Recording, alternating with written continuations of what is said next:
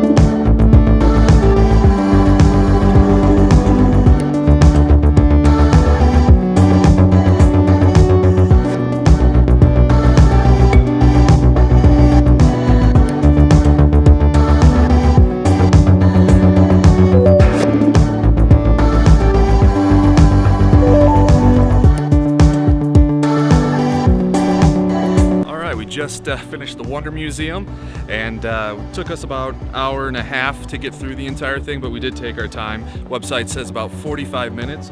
The museum goes until December at the earliest, but they're hoping to make this a permanent spot to go to here. What did you think about it, Liba? It's really cool. Yeah, it's really cool. Really cool. So stupid. No, yeah, definitely, it was really cool. The different rooms and things like that, with playing with sound, lights, and everything. So, if you have a chance to come and check it out, it's definitely a cool place to check out for an afternoon. So, hopefully you like the video. Check out my other Chicago videos, and until next time. Okay. I know this is weird, I'm in the bathroom, but they said when you're in the bathroom, press this red button. So I'm gonna press the red button and see what happens here.